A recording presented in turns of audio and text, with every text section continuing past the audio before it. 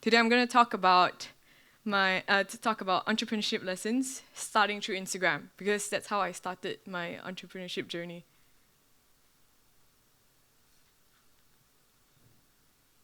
Okay. A lot of people have asked me this question, like, how are you doing so many things at your age? I'm 22 now. I started in 16, but it was an accident. It was an accidental start, like how I've already spoke just now. I just like shoes at 16, and I only had $100 ringgit a week. So what the trend the last time was a few years back. I'm not sure if you guys know this. It's Instagram stores. So people sell things through Instagram profiles. So there are a few Instagram profiles. Okay, let's just name them. One Ali Unicorn and one Mutu. So Ali Unicorn sells expensive shoes, and Mutu sells cheap shoes. But they're both the same shoes. How would I know it's the same shoes? I bought both of them. I bought from both of them before. So what came to me was, why don't I just get my supplies from Mutu and set a middle one and get all the customers from Ali Unicorn. So that's how I really started. I started selling shoes by taking the middle margin. And this is how the real business world actually, it actually comes about. It's like how your canteen is. They buy from somewhere, then they sell it back to you, buy and sell. But I didn't know that was business, and that was really accidental. I was selling shoes at 100 pairs of shoes a week, and they became thousands, and yeah, that's how it started. And then I got bored of shoes because it was 2 years already. And then I went into clothing, and that's how my entrepreneurial role started. I just like making money.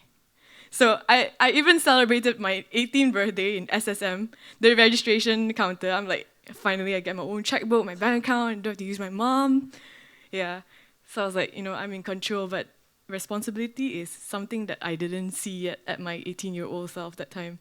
Because once you get into a bank and the current account, you have so much to. Okay, let's just no. Next slide. Since I'm talking about Instagram, you are a brand yourself in Instagram. Everybody knows that. What you eat, what you snap photo of, what you wear, who you selfie with, or if you take a lot of food photos, people will label you as a food blogger. If you take a lot of fashion photos, you're a fashion blogger. So you are actually a brand yourself, and if you want to start something off, always, people will go back to who the founder is. And next one, why Instagram marketing is key to e-commerce success. What's the E? Okay, so Instagram is a really great platform nowadays. Compared to a few years back, it's just a normal social networking. People just post photos of their dog, coffee, and now everyone's doing it as a marketing platform. And you can see on the screen, they even have tags for you to tap into to link it to their store. So if you really want to start something with zero cost, I will recommend you to go into Instagram because it's low cost. You don't need any cost at all. If you have no money to even buy some capital to start your business, go into dropshipping. You can write that down. Dropshipping is something where once you have a customer that orders from you, you just order from the supplier, then the supplier will just send it to your customer. You don't have to do anything. It's plain simple to start. Next is, okay. Every day, thousands of people on Instagram will snap pictures meant to invent a new identity for themselves that they're living a really good life. And this is where all you potential business people come in. Since there's people like that, you can focus on fast fashion. They're not going to wear the same thing again and take a photo. So this is where you come in. Bring a product that's very new, very trendy. Every week, change your items and bring in new stuff so that they have some content to post on their Instagram for their dog, friend, or family. And give people a reason to want to engage with you. This is how you get your customer base and your loyal customers. Give them something fun and easy to do. If they order something from you, give them a free gift or even like a thank you, blah, blah, you helped me pay my bill this month or something. Just make them very personal. Then you'll have your base, your customer base. And give them the tools and benefits, yeah. Because your customers will be your marketing ambassadors indirectly. They can market your brand better than you can ever do if you really treat them well. Okay, I'm going to give you two examples. What makes your Instagram stand out? One is my sister's dog, which is called Your Dog Next Door. And one is called Anuko. And as you can see, both are huskies, but one has 125,000 followers and one has 148. Do you guys see the difference? Other than one is small and big? Okay, let me tell you what's the difference. Look at the official Instagram for the British Living Unimpressed Husky. It has a very clear bio data, and it also tells you tap email for business inquiry, and that's where you know it's the real deal. So whenever you start something on Instagram, make sure you have all the details in hand, and also make sure you always keep up. If you tell your followers, I'll update every Wednesday, make sure you update every Wednesday. I mean, look at this. I would follow that still. It's the content that people like. If you actually post something like the previous photo, where she just posts photos of her the tail and the paw, like who would wanna compare it to this? So your content is very important. That's why people are always focusing on content creation instead of taking a photo for my Instagram post. They're rebranding it to content creation. Okay, these are one of the stats that you can look into if you're going to Instagram, but you can see it yourself. And always find your niche. It can be your influencer, photographer, digital product seller, ebooks. You can sell anything on Instagram, technically, basically, anywhere, anytime. And there's so many more. You can I can send you the slides after, so you don't have to take a photo. And also, there's so many help that you can get from online. You can just Google it. Like, if you don't know how to, set a filter like how bloggers do, this is how they do it. They just Google it. And these few websites that I put it here are ones that help my company and my staff to create content every time. So just take note of that. We already filtered it out of thousands of websites. And since big brands have already incorporated the products with influencers, you shouldn't be left out. All of you will have one or two friends who are influencers, maybe 5,000, 9,000. They're sort of influencers. Make use of them. But, business people, you can give them like a sweet candy, get them to post. But what my whole point is, make use of influencers because it's your marketing tactic, it's your strategy. Just put it that way, it's fine. Next will be, okay, these two people are the examples of what Instagram can actually do. Just Instagram. Kayla Itson is one girl that started off with nothing. She just do workout videos online, and she became a millionaire. And the other one on my right, who everybody knows, she obviously has a better platform, better start, but she still did it by herself. I'm not gonna argue whether it's self-made or not, but these two people are proof that you can actually do something just on Instagram. You don't have to open a brick and mortar or a website anymore. Okay, this is the quote that relates to what I said just now. The same boiling water that softens the potato hardens the egg. It's really not about what you're made of. It's about what you're made of, not the circumstances. Okay, you have to identify yourself as well. I'm not sure. Identify yourself if you want to be a businessman or woman or an entrepreneur. It's okay to be both. There's 3 types of people in the world: professionals, business person, and entrepreneur. And the difference between all of them, you can see, business people are more incentive-driven and they just want to buy, sell, profit. It's very traditional. You can see a lot of people who your parents are probably them.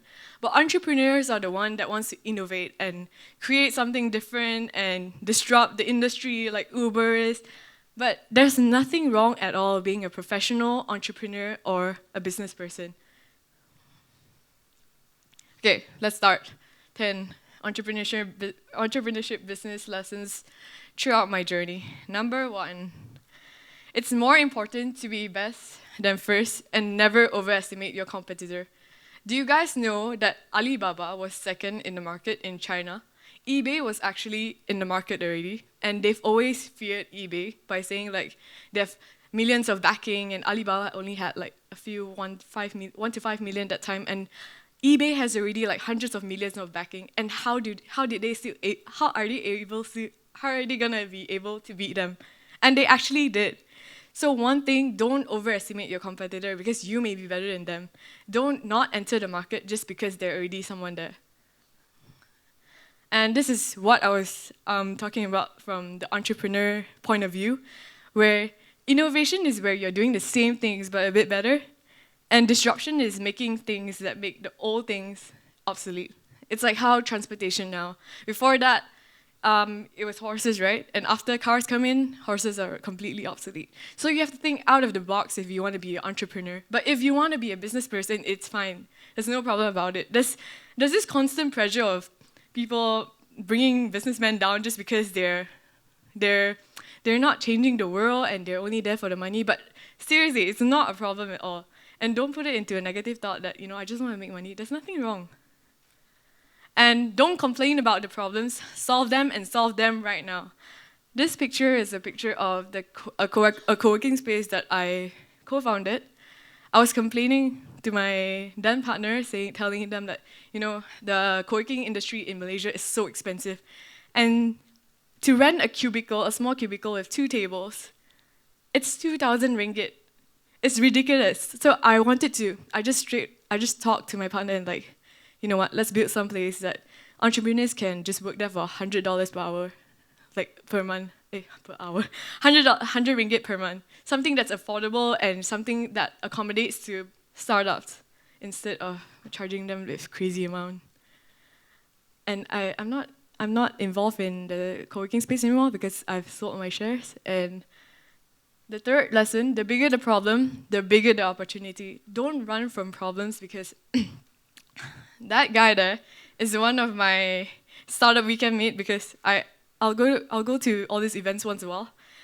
And one of the problems that everyone has is the question like, how do you get an app developer? I want to be a tech startup founder, but I can't find my tech co-founder.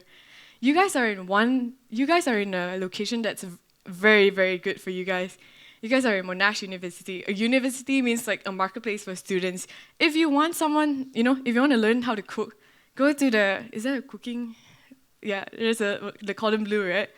So you can just go there, get someone to teach you. And if you want a tech co-founder, just join the tech club. You'll see a lot of people there who knows how to program, or go to the tech faculty or something. You're in a marketplace right now. Make use of it. Nobody's gonna ask you to pay them 1,000 a month or 2,000 a month. Once you go out to the real world, they'll start demanding. So you want me to do this? Okay. If I correct this button, that's 1,000. You're in that place right now that nobody here is money-minded yet. Not yet. So make use of it. You're in a very advantaged spot right now. And even if you fail, so what? Just fail. You can go back to school, go back to class the next day, so what?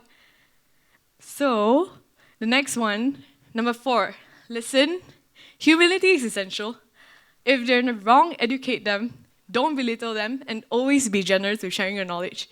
If you have anything, if you have anything that's very interesting or very knowledgeable to people, just share them. Don't keep it a secret and be like, oh, if I share it to them, they'll use my idea, blah, blah, blah. Always be open. And young people like us, listening is one thing that we have trouble of. Like, if your mom tells you don't go out at 12, you go out at 12. So, not on that perspective, but always listen to what people have to say, even though it doesn't make sense. Because even like the quote I told you, even a stop clock is right twice a day. Even though they can be wrong all the time, they might be correct sometimes. So always listen. Don't just, say, oh, you're talking bull.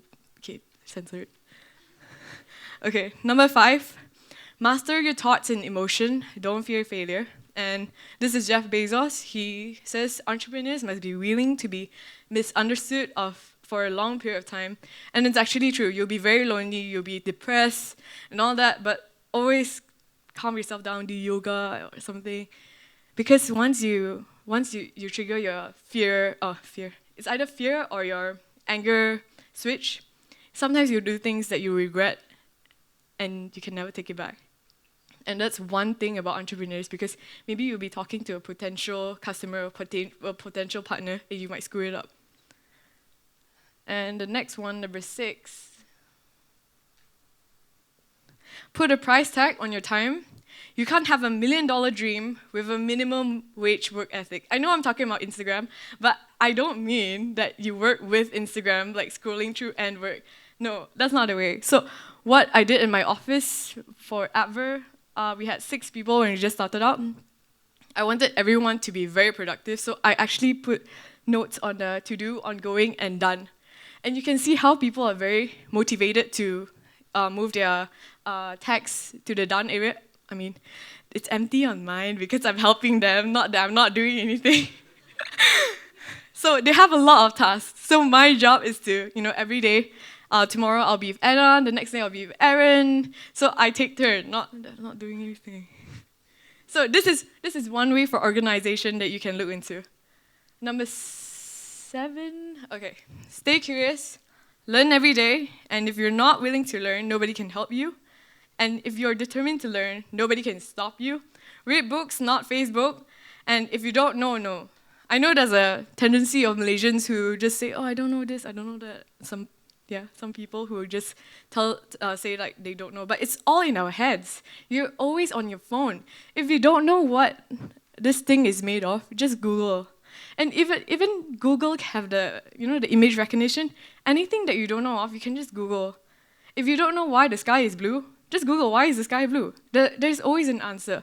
Don't always say you don't know. Make it a habit like, okay, what's this? Okay, we don't know. Okay, just Google it right now.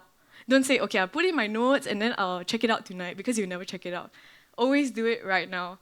Time is of the essence and it's really important. I mean, I know you're young right now, but you're not going to be young forever.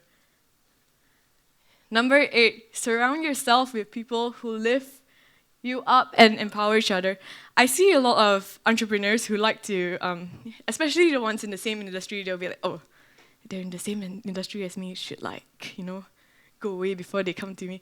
But that's not the point. Don't make enemies. Always try to collaborate. If you both are in the same industry, just say, hey, let's collaborate and do something, a bigger event or something.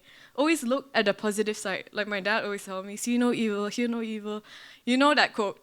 So always put yourself in the positive mindset. Because once you're in the negative, it's really hard to get out. You might need like 2 weeks or something before someone tells you a motivational word and you'll come out of it. But always be the positive one. And also on the point before, your friends are very important. Because if 5 of your friends like pets, you'll probably like pets. If 5 of your friends like clubbing, you'll club as well. So who you surround with, if they're all business owners, you'll definitely go out with them. If all of them are millionaires, you'll definitely be one. So always be careful who you pick your friends with. I'm not telling you to only pick people who are rich. I'm telling you to always pick people who value friendship and value time, and also want to make a difference in the world instead of just spending and clubbing. I mean, that's not a wrong thing, but just telling you. Number 9, almost there. Buy an umbrella when it's not raining. Don't do things last minute. And number 10, stay focused, set goals, have a constant flow of ideas, but cap it, because I'm not sure how everyone else works, because everyone else is different.